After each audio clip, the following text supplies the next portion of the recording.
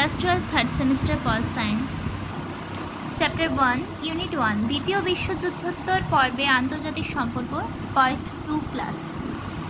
আজকে আমি বিভিন্ন সম্মেলন এবং নীতি বক্তৃতা সম্বন্ধে জানবো। তো ফার্স্ট পটাশডাম সম্মেলন। পটাশডাম সম্মেলন হয়েছিল 1945 খ্রিস্টাব্দে। 1945 খ্রিস্টাব্দে আমরা জানি দ্বিতীয় বিশ্বযুদ্ধ শেষ হয়েছিল এবং সেই 1945 খ্রিস্টাব্দে কিন্তু পটাশডাম সম্মেলন শুরু হয়েছিল। এবং পটাশডাম সম্মেলন কোথায় হয়েছিল? জার্মানির পটাশডাম বলে একটা জায়গা আছে, একটা স্থান রয়েছে, সেখানে পটাশডাম সম্মেলন সংঘটিত হয়েছিল। আর এই পটাশডাম সম্মেলনই হচ্ছে ঠান্ডা যুদ্ধের সূত্রপাত। তাহলে এই পটাশডাম সম্মেলনের মধ্যে কারা সমবেত হয়েছিলেন? ইউএসএসআর বা সোভিয়েত ইউনিয়নের থেকে জোসেফ স্টালিন, মার্কিন যুক্তরাষ্ট্রে হ্যারি ট্রুম্যান,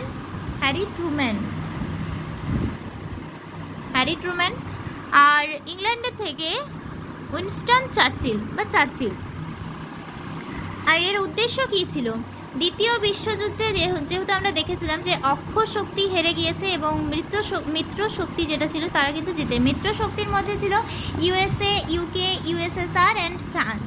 অক্ষ শক্তির মধ্যে ছিল জার্মানি, ইটালি, জাপান এবং স্পেন। তাহলে এই যে জার্মানি তখনকার যিনি প্রধান ছিলেন সর্বেসর্বা হিটলার। দ্বিতীয় বিশ্বযুদ্ধের সময় জার্মানির হিটলার তিনি কিন্তু হেরে গিয়েছে দ্বিতীয় বিশ্বযুদ্ধে। এবং দ্বিতীয় বিশ্বযুদ্ধের পরে এই যে জার্মানি তো হেরে গিয়েছে, জার্মানির সাথে এখন কি করা হবে এই নিয়ে আলোচনা করা হয় কিন্তু এই পটাশডাম সম্মেলনে। জার্মানির পটাশডাম সম্মেলনও কিন্তু এটা হয়েছিল। এটা পটাশডাম সম্মেলন হয়েছিল 1945 খ্রিস্টাব্দে। এবং জার্মানি দ্বিতীয় বিশ্বযুদ্ধে যে হেরে গিয়েছিল এরপরে জার্মানির সাথে কি করা হবে এই নিয়ে কিন্তু এই পটাশডাম সম্মেলন। এবার ফুলটন বক্তৃতা। আমেরিকার ফুলটনে ওয়েস্টমিনিস্টার কলেজ যেটা রয়েছে, কলেজে চার্চিল একটা বক্তৃতা দিয়েছিল। আমেরিকার ফুলটনে ওয়েস্টমিনিস্টার কলেজে চার্চিল হচ্ছে ব্রিটেনের তখনকার প্রেসিডেন্ট। ব্রিটেনের চার্চিল ইনি কিন্তু একটা বক্তৃতা দিয়েছিল। সেই বক্তৃতা যেখানে দেন ওইখানটার নাম অনুসারে কিন্তু ফুলটন বক্তৃতা নামকরণটি হয়েছে। তো ফুলটন বক্তৃতা কত সালে হয়েছিল? 1946 সালে 5ই মার্চ। 1946 সালের 5ই মার্চ কিন্তু ফুলটন বক্তৃতা হয়েছিল। নেক্সট প্রতিরোধের নীতি। জর্জ এফ কেন্নান রাষ্ট্রদূত যিনি এক্স নামে পরিচিত, ইনি কিন্তু এই প্রতিরোধের নীতির যিনি বক্তৃতা দিয়েছিলেন উনি হলেন জর্জ এফ কেনান। এবার এর উদ্দেশ্য ছিল ইউএসএসআর বা সোভিয়েত ইউনিয়নের প্রভাব প্রতিরোধ। তাহলে এই প্রতিরোধের নীতি এটা কিন্তু বক্তৃতাটা কি জন্য দেওয়া হয়েছিল? সোভিয়েত ইউনিয়নের প্রভাব প্রতিরোধের জন্য, দমন করার জন্য। অর্থাৎ সোভিয়েত ইউনিয়ন একটি সমাজতান্ত্রিক রাষ্ট্র, আর ইউএসএ হচ্ছে পুঁজিবাদী রাষ্ট্র।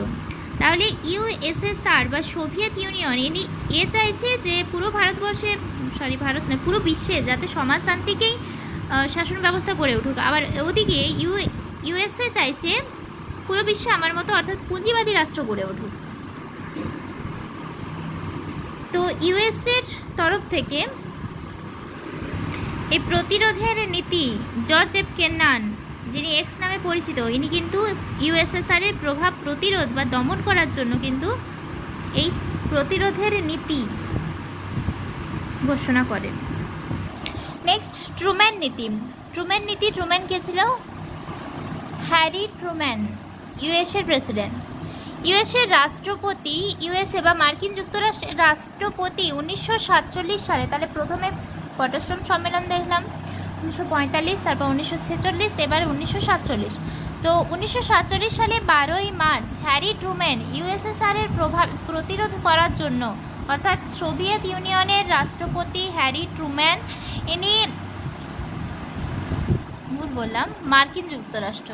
মার্কিন যুক্তরাষ্ট্র তথা ইউএসএ রাষ্ট্রপতি হ্যারি ট্রুম্যান সোভিয়েত ইউনিয়নের প্রভাব প্রতিরোধ করার জন্য, আর্থিক ও সামাজিক প্রতিরোধের জন্য যে নীতি গ্রহণ করেছিল 1947 সালে 12ই মার্চ, সেই নীতিটিই বলা হচ্ছে ট্রুম্যান নীতি। নেক্সট মার্শাল নীতি। দ্বিতীয় বিশ্বযুদ্ধের পরে যুদ্ধ বিগ্রহ দেশগুলোকে অর্থনৈতিক দিক থেকে সহায়তা করার জন্য, অর্থাৎ দ্বিতীয় বিশ্বযুদ্ধ যখন হয়েছিল তখন বিভিন্ন সমাজের বিভিন্ন দেশ, মানে বিভিন্ন দেশগুলো, বিভিন্ন পরিবার তারা কিন্তু ক্ষতিগ্রস্ত হয়েছিল। এবার বিভিন্ন দেশকে আর্থিক সহায়তা, অর্থ দিয়ে সহায়তা করার জন্য 1948 সালের এপ্রিল মাসে এটি কার্যকরিত হয়, মার্শাল নীতি, মার্শাল পরিকল্পনা। এরপর ন্যাটো, ভিভিআই, ন্যাটোর ফুল ফর্ম এনএটিও, ন্যাটোর full form North Atlantic Treaty Organization, North Atlantic Treaty Organization, NATO means North Atlantic Treaty Organization. তো ইউএসএ বা মার্কিন যুক্তরাষ্ট্র দ্বারা গঠিত একটি সাময়িক জোট হলো ন্যাটো। এটা গঠিত হয়েছিল 1949 সালের 4 এপ্রিল, 1949 সালের কিন্তু 4 এপ্রিল, যা সোভিয়েত ইউনিয়নের নীতিকে ব্যাহত করে। সর্বপ্রথম 12টি দেশ ছিল, মানে ন্যাটো যখন গঠিত হয়েছিল তখন 12টা দেশকে নিয়ে গঠিত হয়েছিল, যেখানে বর্তমান সদস্য সংখ্যা বর্তমান 32টি দেশ এর অন্তর্গত, অর্থাৎ ন্যাটোর সদস্য।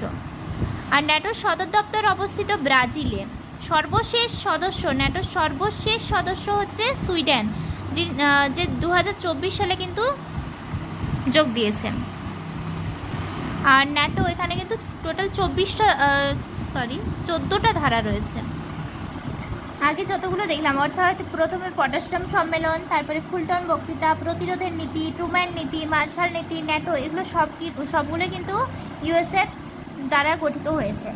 এবার যেটা ইউএসএসআর দ্বারা গঠিত, মানে সব এতগুলো যে গঠিত হয়েছে সবই কিন্তু ইউএসএসআর এর বিরুদ্ধে, এবং এরা একজোট হয়ে গঠিত করেছে। এবার নেক্সট ইউএসএসআর কিন্তু এর বিপরীতে কি, মানে হ্যাঁ, ইউএসএসআর তাহলে কি গঠন করছে? তাহলে ইউএসএসআর বা সোভিয়েত ইউনিয়নের প্রতিক্রিয়া হিসেবে কমিনফর্ম আর কমেকন গঠিত হয়েছে। কমিনফর্ম যেটা, ওটা 1947 সালে গঠিত হয়েছে। বিভিন্ন দেশের কমিউনিস্ট পার্টির কাজকর্ম সমন্বয়শীল করার জন্য, বিভিন্ন দেশের কমিউনিস্ট পার্টির কাজকর্মের সমন্বয়শীল করার জন্য কিন্তু কমিনফর্ম গঠিত হয়েছে। আর কমেকন যেটি, এটি মার্শাল পরিকল্পনার বিরুদ্ধে গঠিত হয়েছে। অর্থাৎ মার্শাল পরিকল্পনাতে বলা হয়েছে যে দ্বিতীয় বিশ্বযুদ্ধে যে সমস্ত দেশ আর্থিক দিক থেকে অনেকটা মানে ক্ষতিগ্রস্ত হয়েছে তাদেরকে কিন্তু আর্থিক দিক থেকে সাহায্য করা হবে। ওটা হচ্ছে মার্শাল পরিকল্পনাতে বলা হয়েছিল, ওটা ইউএসএর অন্তর্গত, ইউএসএ থেকে বলা হচ্ছে। আর এটা ইউএসএসআর অর্থাৎ সোভিয়েত ইউনিয়নের অন্তর্গত। কমেকন যেটা, কমেকন হচ্ছে প্রতিষ্ঠিত হয়েছিল 1949 খ্রিস্টাব্দে, এবং এখানেও বলা হয় যে রাশিয়ার মধ্যে বা সোভিয়েত ইউনিয়নের মধ্যে যে সমস্ত দেশগুলো আর্থিকভাবে অনেকটা ক্ষতিগ্রস্ত হয়েছে দ্বিতীয় বিশ্বযুদ্ধের পরে, সেই সমস্ত দেশকে আর্থিক সহায়তা করা হবে। এটা কমেকন।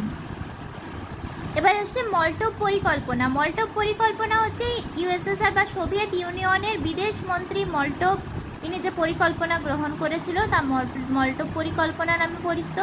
এবার তারপরে যেটা আছে বার্লিন অবরোধ, বিবিআই, বার্লিন অবরোধ, ভেরি ভেরি ইম্পর্ট্যান্ট। বার্লিন অবরোধ যেটি, এটা প্রকাশ হয়েছিল 1948 সালে 12 জুন, এবং অবরোধটি শেষ হয়েছে 1949 সালে 12 মে। জুন ওটা মে, আর সালটা চেঞ্জ হবে, 1 বছর এগিয়ে যাবে। তাহলে বার্লিন অবরোধ কি? বার্লিন বলতে, বার্লিন হচ্ছে যে জার্মানির রাজধানী ছিল বার্লিন। এবার জার্মানি তো দ্বিতীয় বিশ্বযুদ্ধে হেরে যায়, হেরে যাওয়ার পরে জার্মানিকে পূর্ব জার্মানি, পশ্চিম জার্মানি, এটি দুটি ভাগে ভাগ করে নিচ্ছে। এবার পূর্ব জার্মানি পুরোটাই কিন্তু মানে বলবো ক্যাপচার করে নিচ্ছে ইউএসএসআর বা সোভিয়েত ইউনিয়ন। পূর্ব জার্মানির পুরো অংশটাই সোভিয়েত ইউনিয়ন নিয়ে নিচ্ছে। এবার পশ্চিম জার্মানি যে অংশটুকু রয়েছে, পশ্চিম জার্মানিকে কিন্তু ইউকে, ব্রিটেন নিচ্ছে, ফ্রান্স নিচ্ছে, আবার ইউএসএ, আমেরিকা যুক্তরাষ্ট্রও কিন্তু নিয়ে নিচ্ছে। এই তিনটে রাষ্ট্র মিলে কিন্তু এই পুরো পশ্চিম জার্মানিকে ভাগাভাগি করে নেয়, এবং পূর্ব জার্মানি পুরোটাই কিন্তু কার হাতে? সোভিয়েত ইউনিয়নের হাতে। এবার পূর্ব জার্মানির মধ্যেই কিন্তু বার্লিন নামক একটি স্থান, যেটা জার্মানির রাজধানী বার্লিন, এই বার্লিনটা কিন্তু পূর্ব জার্মানির মধ্যে পড়ছে। এবার এই যে বার্লিনে কিন্তু এই ইউএসএ, ফ্রান্স, ইউকের কিছু কিছু মানুষ কিন্তু এই বার্লিনে বসবাস করছে। বার্লিনে বসবাস করায় এরা কিন্তু একজোট হয়, এবং একজোট হওয়ার পরে বার্লিনটা তো পূর্ব জার্মানিতে রয়েছে, ইউকে, ফ্রান্স এবং ইউএসএ এরা একজোট হয়ে বলে যে এরা তো পুঁজিবাদী রাষ্ট্র, তাহলে সেক্ষেত্রে পুরো রাষ্ট্রটাকে অর্থাৎ পুরো জার্মানিতেই আমরা পুঁজিবাদের প্রসার ঘটাবো। আর ইউএসএসআর যখন এটা জানতে পারে তখন সেক্ষেত্রে ইউএসএসআর কী করলো, যে ইউএসএ বা মার্কিন যুক্তরাষ্ট্র যে পথ দিয়ে বার্লিনে পৌঁছতো, বার্লিনে মানুষদের খাবার, খাদ্য, সংস্থান, যে পথ দিয়ে মানে পূর্ব জার্মানিতে প্রবেশ করতো, বার্লিনে আসতো, পুরো পথকে কিন্তু ঘেরাও করে দেয়। বার্লিন অবরোধ মানে বার্লিনে ঢোকা নিষেধ করে, বার্লিনে প্রবেশ করাই পুরো রাস্তাঘাট ভাঙচুর করে একবারে শেষ করে দেয়, বার্লিন অবরোধ করে দেয়। এটাই হচ্ছে বার্লিন অবরোধ। অর্থাৎ তখন কিন্তু ইউএসএ আকাশ পথে গিয়ে, রাস্তাঘাট তো একবারে বন্ধ, ব্লক করে দিয়েছে, তখন ইউএসএ আকাশ পথে গিয়ে কিন্তু বার্লিনে মানুষদের খাবার দাবার এগুলো কিন্তু পৌঁছে দিত।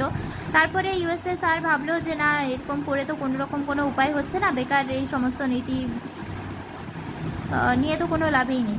সেক্ষেত্রে তারপরে কিন্তু 1949 সালে 12ই মে বার্লিন অবরোধ শেষ করে দেয়, যে বার্লিন তোমরা এখন বার্লিনে আসতেও পারবে, যেতেও পারবে, আগে যেরকম ছিল সেরকম। এটাই হচ্ছে অ্যাকচুয়ালি বার্লিন অবরোধ।